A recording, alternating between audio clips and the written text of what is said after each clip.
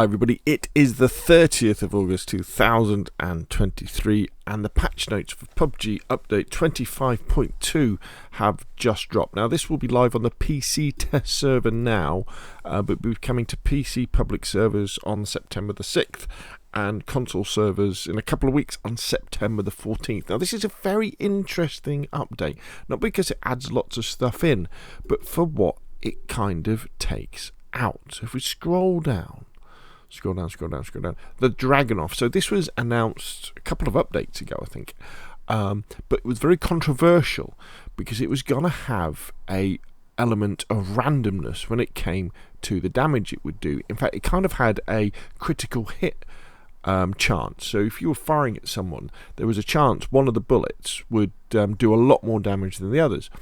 And obviously this was a bit odd in a kind of a mil-sim battle royale like PUBG is. And there was a big outcry against this. Apparently, or in Korea especially, there was a really big outcry. And also when it comes to some of the other stuff as well. And so what they've done is they've put it into the game now. They delayed it from the last update, but they put it into the game, or they will be putting it into the game with this update.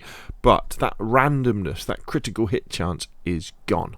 So it's a DMR 762, single semi-automatic, rate of 450 RPM. So reasonably fast. I mean, we'll have to check to see what the recoil is like. Can attach up to the 15 times scope and world spawns. Adjusted damage 58, 73 and 60. Removed probabilistic damage system.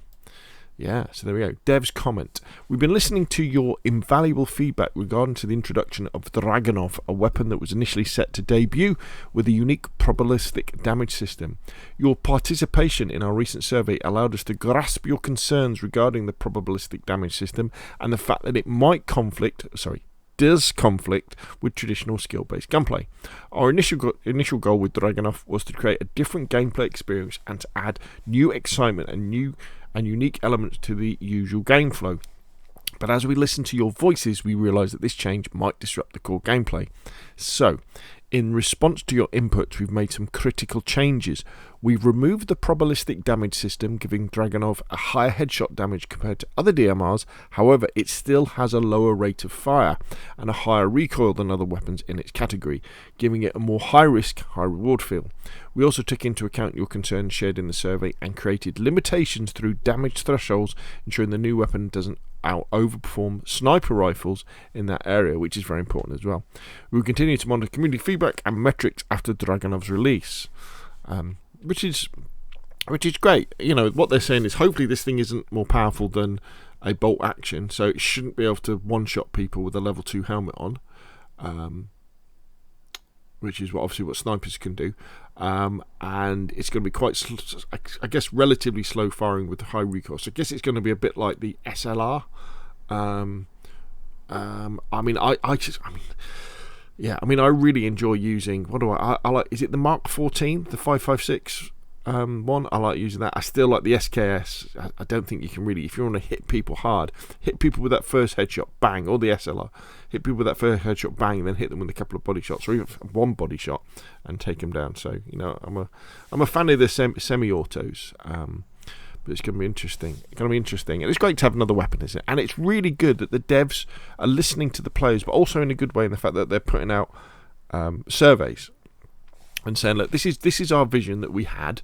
That doesn't coincide with what everybody else thinks. Well, sorry, with lots of people in the community think. So tell you what, we're going to roll it back and we're going to change it. I mean, what more could you want from a developer that does that? You know, really good. So the org. So basically, they're reducing the damage of the org because people are using it a lot to win games. I love it when they do this. They give us a gun that's better than the others. Sorry, this is the org adjustments down here, and people use it, and they go, no, you can't use it anymore. So the rate of fire has gone down from 750 to 720. And it looks like it's got more horizontal and recoil control. Dev's comment. In March, we made changes to the existing meta, aiming to make 5.56 weapons more appealing choices and rebalance the org, converting it to a world spawn weapon. However, despite no separate balancing, as recent usage and win rates have risen rapidly, leading us to believe that performing adjustments are necessary. The fire rate of the AUG will be reduced, decreasing its DPS to a level that falls between the Beryl and the M416. Additionally, since a decreasing rate of fire rate tends to lower perceived recoil, we've slightly increased recoil, so the perceived level is going to stay approximately the same. We anticipate that the AUG's usage difficulty will remain similar and will continue to be a competitive weapon even after the change. I mean, see,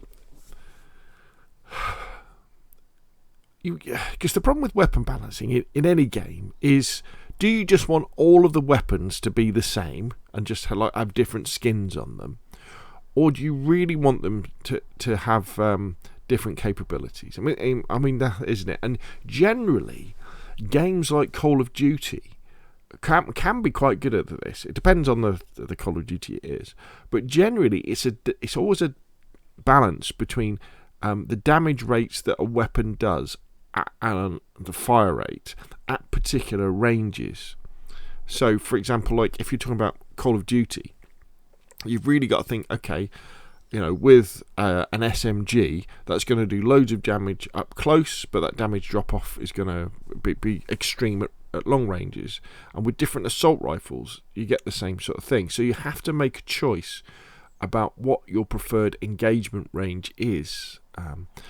The problem that PUBG has is that apart from very long range, where you're going to be using a sniper rifle or a DMR, once you get past the first stage of running around in houses and looting, because you can get looted up really, really quick, you really want a jack of all trades, don't you? And you want something that hits very, very hard. And I know from personal experience, I don't play that much PUBG anymore. I try to, but I don't. Is that the Beryl and like the AKs, those sorts of weapons, are what you want to be going for.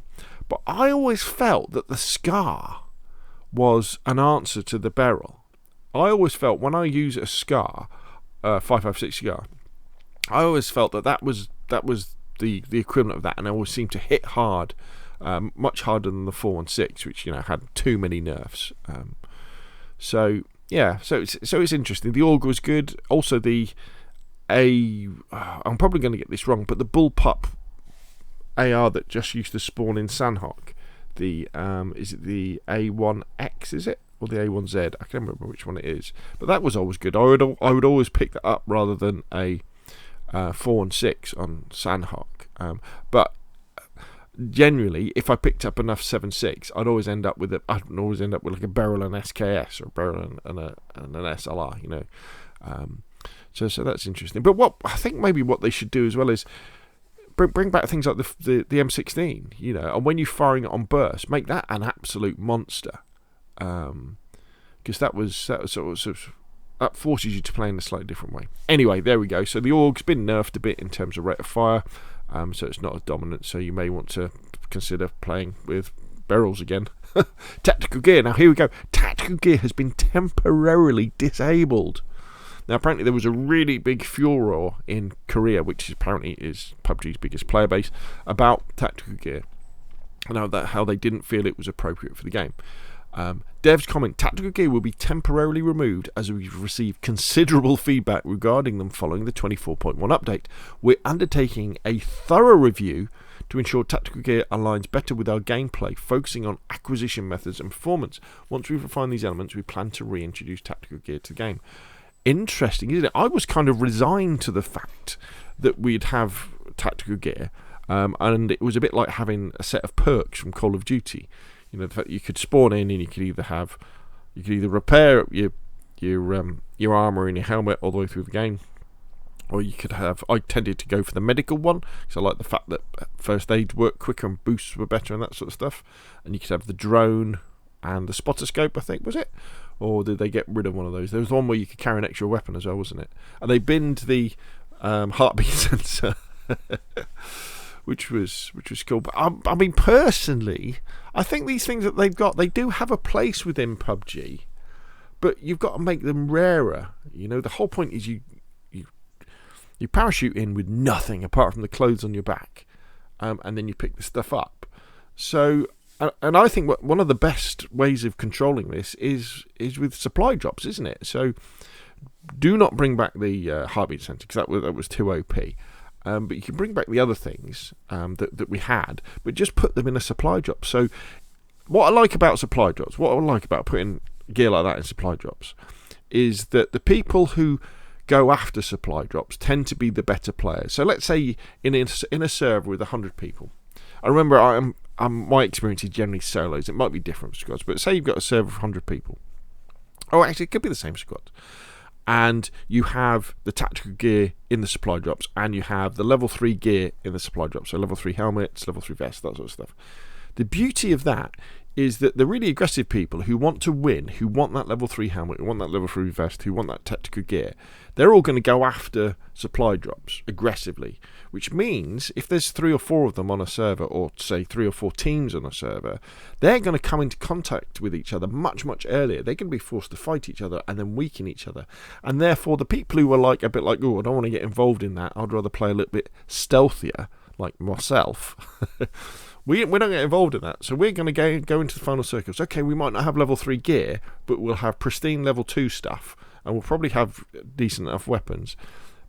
But there'll be less of those high-end players that we come against. And that's why I think they should put this sort of stuff in a supply drop. And I would take level 3 helmets and level 3 vests as well, put them in supply drops as well. And then the people, the real people who want that stuff can fight each other and kill each other until, and it gives more chance for us normal players like me. Anyway, so Miramar, after the update that they did last time, they've changed some of the high area players, so you can't sort of... Well, I guess the thing now is, because do we all have a parachute all the time now? I'm a bit unclear about that, but I guess what you could do is you could parachute out of a glider onto one of these, couldn't you? And then you could shoot people. So they've added these little bits to make it easier for people to be shot. Or I guess with this one, you probably can't see over that, so that you can't get under cover. Danger Zones, Blood Zone and Sandstorm are now less likely to appear throughout the game in Miramar. Good. In Intense Battle Royale, which I still haven't played yet, third person mode has been added. First person mode has been removed. Fair enough. PC training mode, you can now change the item spawn tool key binding. You should be able to play games against bots forever, shouldn't you, instead of just having those 10 games. And then we've got different progressive weapon skin systems. And I'm going to admit now, I need someone really to explain to me how the crafting and everything works in PUBG now, because I haven't got a clue. Various stability updates, various bug fixes, UI and UX and other stuff. So there we go. Update 25.2. Headline facts. Dragunov is coming, but without the probabilistic damage with it. And tactical gear is going. Wow. What do you think, though? Put your questions and comments down below. If you enjoyed the video, hit like. If you want to see more of the same, press subscribe. And I will, of course, see you again soon.